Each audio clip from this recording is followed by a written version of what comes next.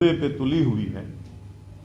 हमने आज तक आज़ादी के 77 साल में ऐसा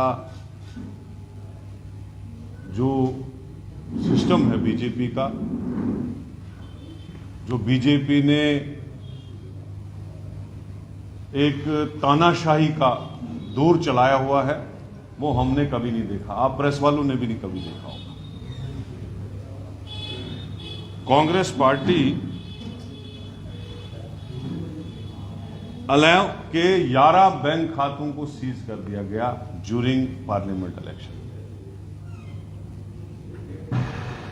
और कसूर क्या था कि 1 महीना हमने अकाउंट अपने सबमिट करने में डिले किया, जिसका ज्यादा से ज्यादा जुर्माना जो है 10,000 रुपए है इनकम टैक्स के एक्ट के हिसाब से।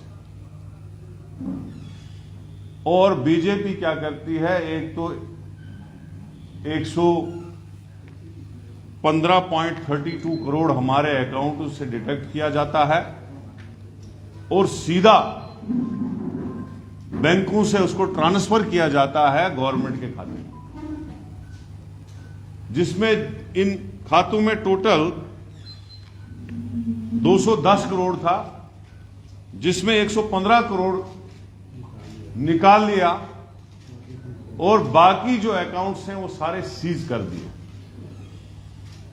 ये तो कभी किसी दौर में ऐसा नहीं हुआ कि मेन अपोजिशन पार्टीज के आप बैंक खाते सीज कर रहे हो ताकि ये ना अपना पब्लिसिटी कर पाए, ना अखबार में कोई पब्लिसिटी दे, ना प्रेस में कोई पब्लिसिटी दे, ना ये कैंपेन कर पाए, ना हम अपने कैंडिडेटों को कोई पैसा दे पाए। तो ये मुझे लगता है कि ये हिटलर के दौर से भी बदतर दौर गुजर रहा है। चाहते हैं कि कैसे चुनाव जो है उसको एक फार्स किया जा रहा है। उन देशों में आप देखा कि 99% वोट जो है वो एक ही आदमी को, एक ही पार्टी को मिलते हैं। क्या देश इस किस्म का चुनाव चाहता है? इस किस्म की जमहूरियत चाहता है इस देश के अंदर? हम जनता के बीच में कल पहली बार हमारी साबका अध्यक्ष श्रीमती सोनिया गांधी जी, मल्लिकार्जुन खड़गे साहब, राहुल गांधी जी, सब ने मीडिया के सामने आकर के अजय माकन जी ने जनता से अपील की है कि बताइए कि 14.5 लाख का जो हमारा ही पैसा है, 14,49,000, उसका जुर्माना 210 करोड़ रुपया होना चाहिए। 1 महीने का इनकम टैक्स एग्जम्प्ट है। किसी पार्टी को 1 महीने लेट होने से कानून में, जैसे इन्होंने कहा कि 10,000 रुपये जुर्माना हो सकता है अगर आपने रिटर्न नहीं दिया। इनकम टैक्स तो एग्जम्प्ट है, सिर्फ रिटर्न लेना होता है। अपना ही पैसा, उसका 1 महीना हिसाब अगर लेट हो गया या कागज लेट गया, उसका 210 करोड़ अकाउंट सीज कर दिए। 115 करोड़ रुपया हमारे खाते से ऑटोमेटिकली इनकम टैक्स ने निकाल के गवर्नमेंट के खाते में डाल दिया। इतना बड़ा जुल्म है।